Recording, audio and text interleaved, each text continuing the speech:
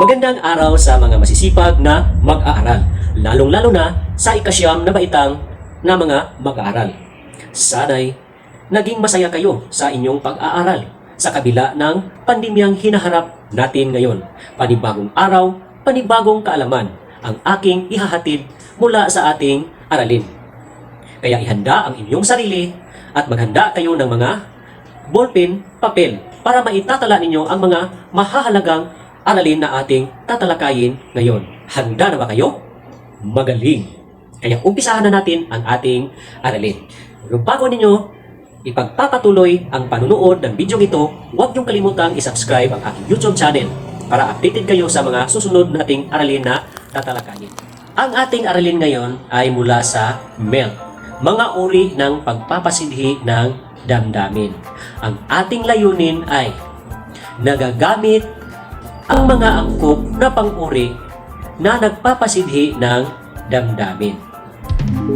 Mahirap man basahin ang emosyon ng tao. Mahirap din unawain na kung tayo'y galit, naiinis o naaasar lamang ba. Mahirap din natin unawain na kung tayo'y may crush pa sa isang tao or mahal na natin siya. Mahirap din unawain kung tayo ay nagagalit or ayaw lang natin sa taong iyon. Kaya huwag kang mag-alala. Dahil sa video ito, tutulungan kayong maunawaan at masasagot ang mga iyan. Pero bago natin ipagpapatuloy ang ating aralin, ay magbabalik tanaw muna tayo sa ating nakaraang aralin. Babalik-aral muna tayo sa ating nakaraang aralin tungkol sa elihiya. Bibigyan ko kayo ng 5 segundo para masagot ang mga sumusunod na tanong. Unang bilang, isang uri ng tulang liriko na naglalarawan ng pagbubulay-bulay o guni-guni na nagpapakita ng masidhing damdamin patungkol sa alaala ng isang mahal sa buhay. Anong uri ng tulang ito? A. Awit, B. Elehiya, C. Korido. 5, 4, 3, 2, 1. Tama! Ito ay elehiya. Pangalawang bilang, ito ay ang emosyon na nananaig sa tulang elehiya. Anong tawag sa elemento ito ng tula? A. Damdamin, B. Simbolo, letter C. Tema. 5, 4, 3, 2, 1. Tama! Letter A. Damdamin. Pangatlong bilang, ito ay ang pangkabuuang kaisipan at paksa ng elehiya na naipakikita ang pagmamahal sa taong sumakabilang buhay. A. Tauhan, B. Tagpuan, letter C. Tema. 5, 4, 3, 2, 1. Tama! Letter C. Tema. Pang-apat, sila ang persona ng tulang elihiya. A. Tauhan, B. Tagpuan, letter C. Tema. 5, 4, 3, 2, 1. Tama! Ito ay A. Tauhan. Panglimang bilang, ginagamit sa tula upang maipakikita ang ideya o kaisipan ng tula. Letter A. Tauhan, letter B. Simbolo.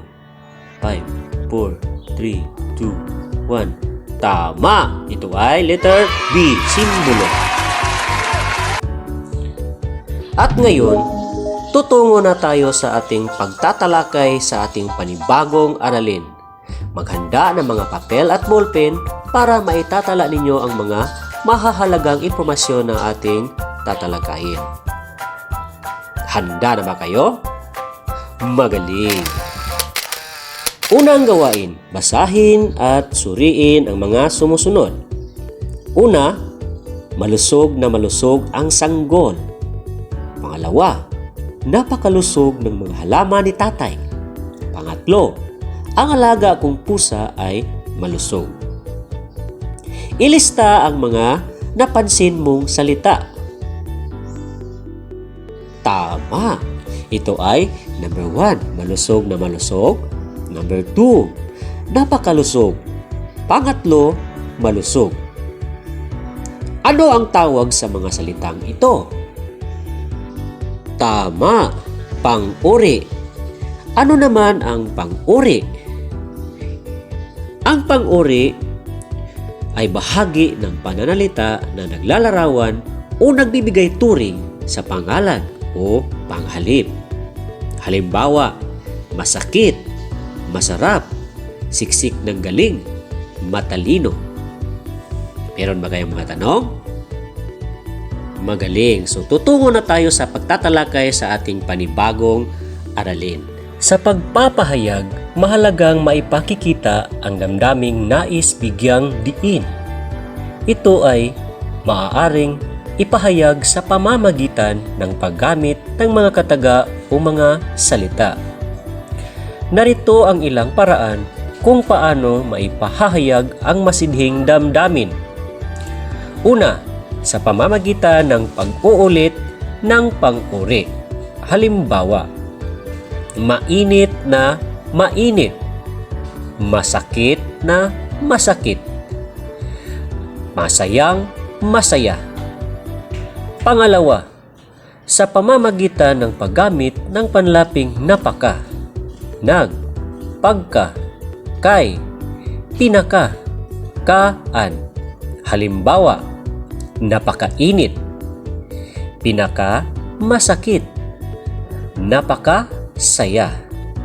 Pangatlo, sa pamamagitan ng paggamit ng mga salitang gaya ng ubod, sakdal, tunay, lubhang, at ang pinagsamang walang at kasing. Halimbawa, walang kasing init, tunay na masakit, lubhang masaya.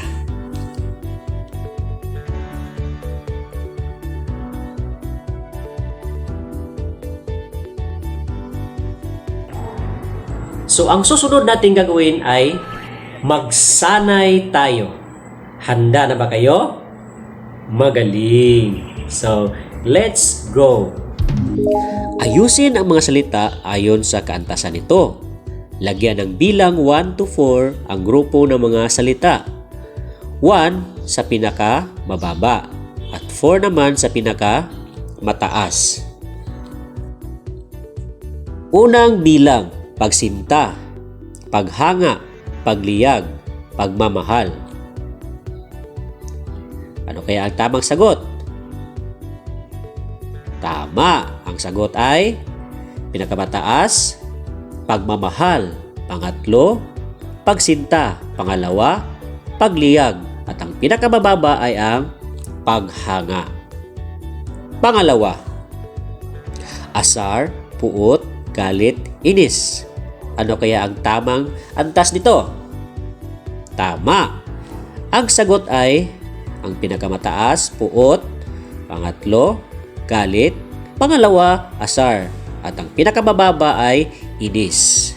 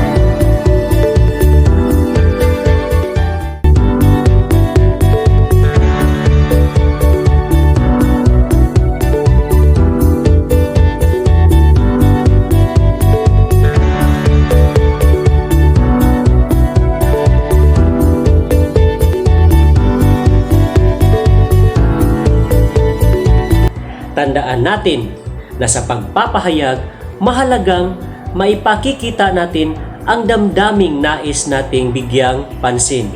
Ito ay maaaring ipahayag sa pamamagitan ng paggamit ng mga kataga o mga salita. Marami ba kayong natutuhan sa ating aralin ngayon? Magaling! Kaya huwag niyong kalimutang i-like and subscribe ang channel na ito, Ulirang Guro TV. Dahil marami pa tayong mga aralin na dapat nating alamin at tatalakayin. Hanggang sa muli, bye-bye! Maraming salamat po sa inyong kooperasyon, pag-comment at pag-subscribe sa aking YouTube channel.